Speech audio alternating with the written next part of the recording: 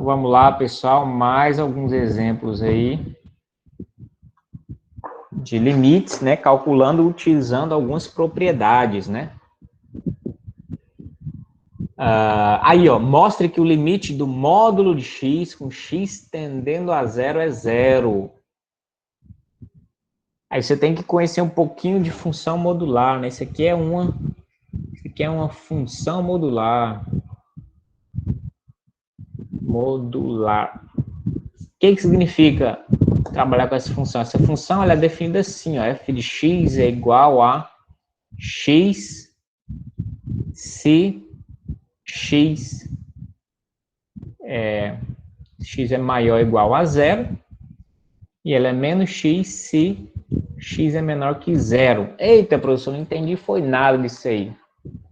Então, a primeira coisa, é interessante você ter a noção de como funciona a função modular e como funciona o gráfico dela, né? Então, ela é dada dessa maneira e o gráfico dela você poderia fazer, assim, resumidamente, dessa maneira. E nota que ela é f de x igual a x, é uma função identidade, né? Então é fácil, x é 1, y é 1, x é 2, y é 2, e essa parte de baixo é a identidade, né, refletida, vamos dizer assim, né? X é 1, y é menos 1, x é 2, y é menos 2. Então essa parte aqui, ó, nós vamos primeiro pegar para x maior ou igual a zero e fazer o gráfico dela, tá? Então só vale x maior ou igual a zero. Vamos fazer a primeira banda desse gráfico. Se x é 0, então, é 0. Se x é 1, y é 1, né? Porque é y igual a x. Se x é 2, y é 2. E só isso aí já basta, porque é uma reta, né? Você precisa de 2 pontos para traçar uma reta. 2 pontos você já traça uma reta. Então, tá lá, ó. Já fiz essa banda aí. Direita. Mas ele disse que a função é menos x quando x é menor do que 0. Aliás, eu falei que isso é uma coisa refletida aqui, mas não é isso aqui. Vocês vão ver como é que funciona isso aqui, né? Então, a função é menos x quando x é menor que 0. Na verdade, vai ser é uma reflexão, só que em relação ao eixo aqui, y, tá? Na minha mente, eu estava pensando algo assim, mas não, tá fora, modular não vem para baixo, tá? Então, ela vai refletir desse lado aqui. Então, o que significa isso? Imagine que seu x aqui você pegou um x lá, x lá igual a menos 1. Qual o valor da sua função? Menos x, ou seja, menos o x. Quem é o x? Menos 1. Então, vai ser 1. Tá bom? Então, vamos lá, para x menos 1, e ela vai ser 1, vai ser lá em cima também. Imagine que você tem um x em menos 2. Né? Aí você vai calcular a sua função. Então, para x aqui, nessa linha, você tem essa forma. Então, menos o seu x. É a regra da sua função. Então, menos com menos mais vai dar 2. Então, menos 2 vai dar 2. Ou seja, com esses 2 pontos, e ele vai chegar bem próximo do zero, só não vai ser zero, né? Porque o zero está com a outra parte. Ele chega muito próximo, de modo que a gente pode fazer assim, ó. Isso é o gráfico da função modular, e ele parece ali com a letra V, não é isso? Um gráfico bem interessante. Agora, o que a gente tem que analisar é isso aqui, né? Ó. Quando x tende a zero, o que está acontecendo ali? Vamos analisar os limites laterais? Limite da função módulo de x quando x tende a zero pela direita. Quando você vai aproximando a zero daqui para lá, a função tende para que valor? Qual o limite? Ela está indo para que valor? Zero. Quando você calcula o limite do módulo de x, quando x tende a zero, só que agora pela direita, você está vindo pela esquerda, desculpa, valores menores que zero, você está vindo daqui para lá. Sua função está indo para onde?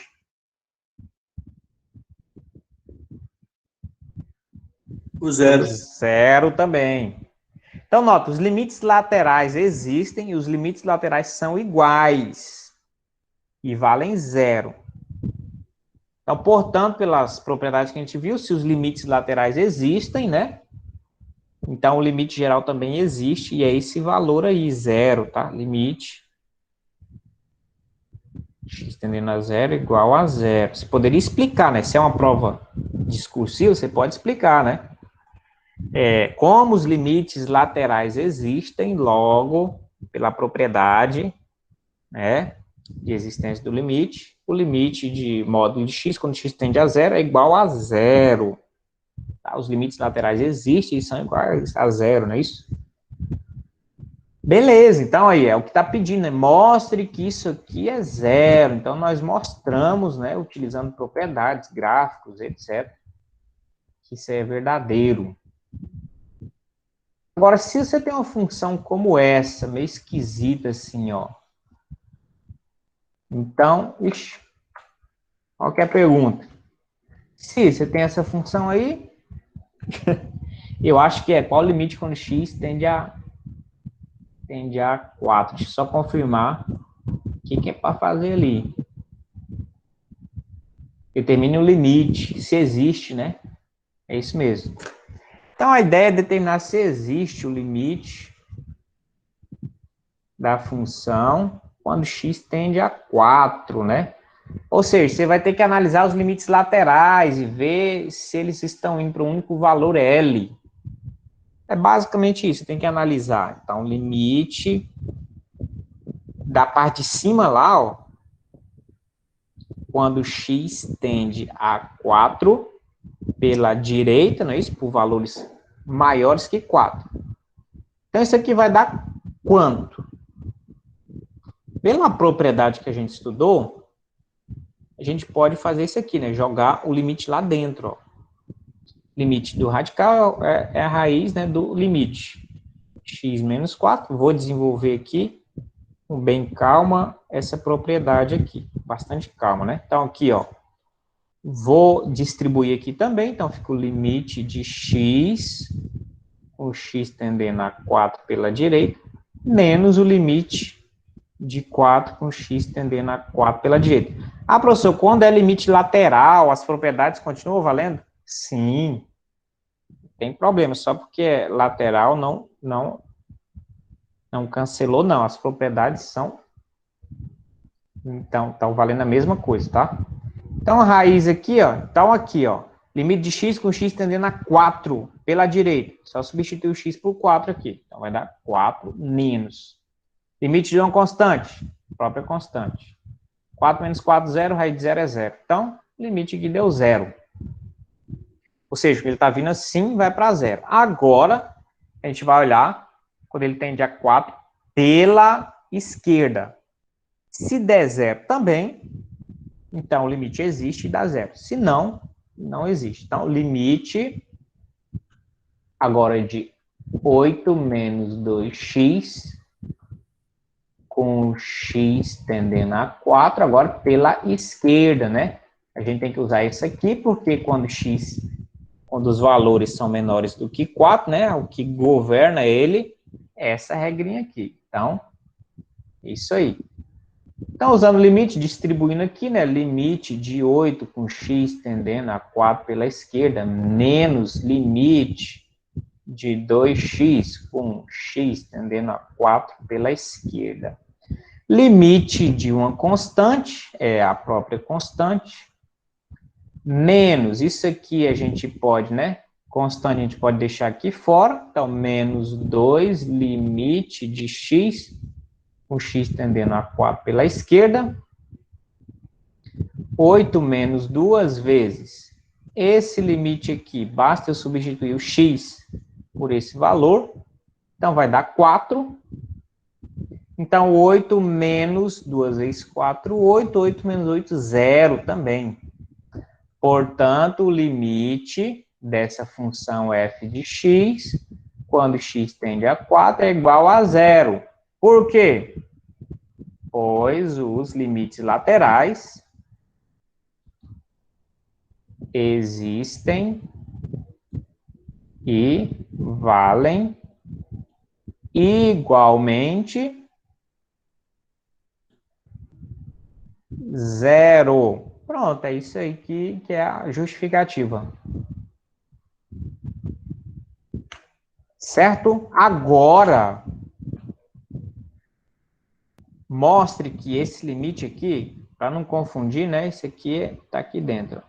Mostre que isso aqui é zero. Aí tem que relembrar o chamado teorema do confronto, ou teorema do sanduíche. Aqui é um momento de aplicar ele. O que o teorema do confronto, o teorema do sanduíche fala? Se você tem uma função, três funções com essa estrutura aqui, f de x menor ou igual a g de x, que é menor ou igual a h de x.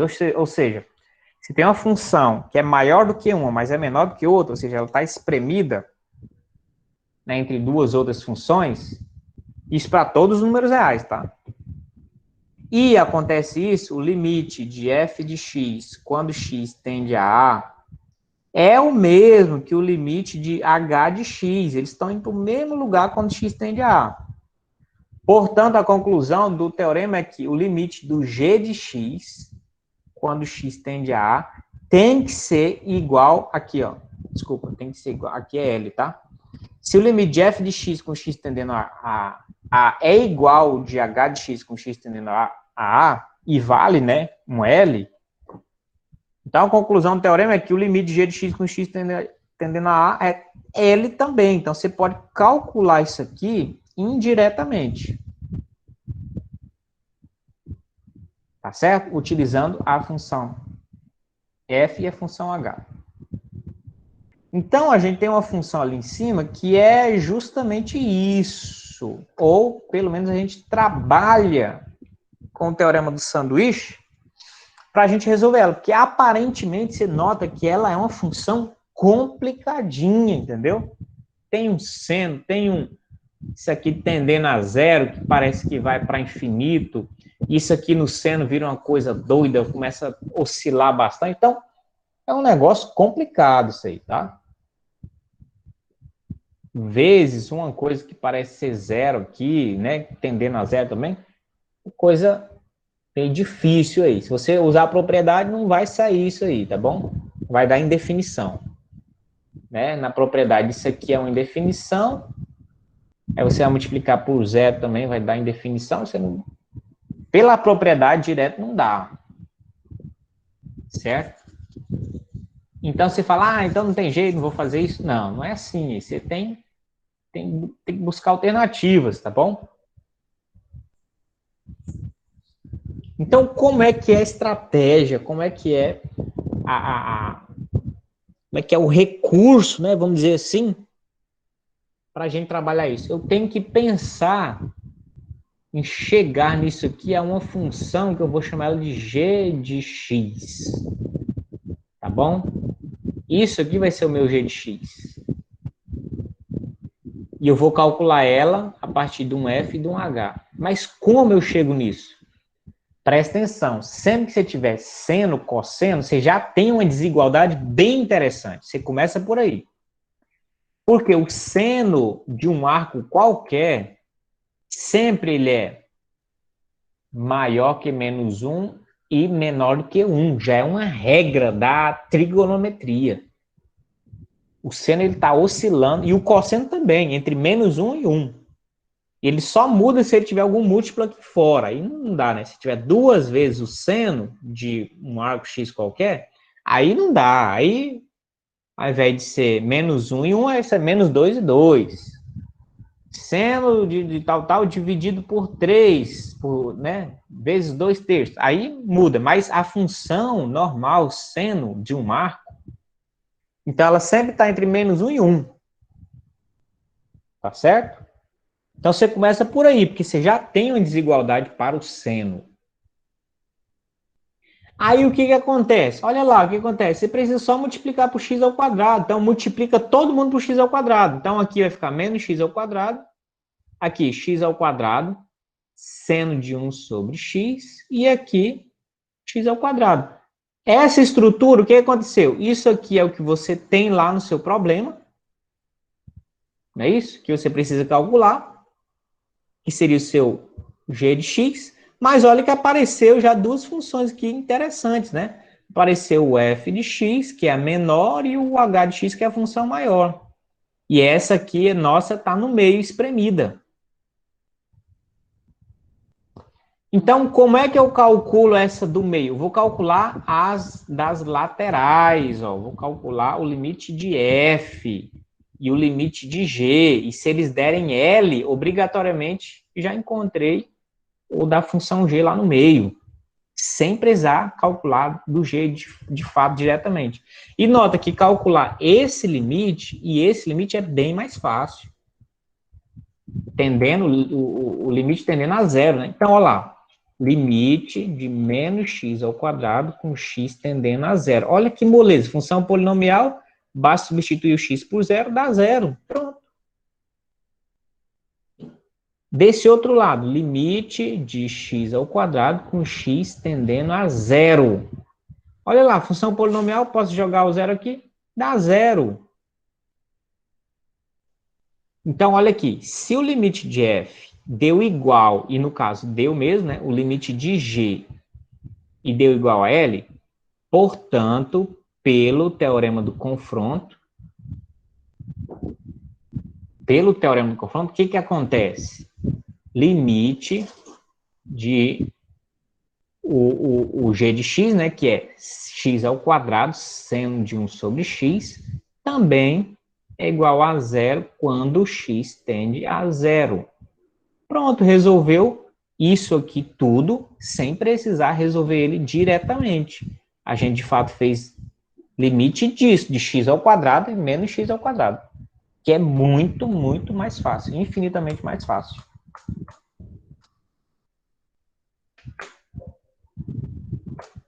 Certo? Então, aí mais uma bateria de exercícios aí para auxiliar vocês, tá bom? Então, depois vocês dão uma olhada lá, com calma, façam revisão, né?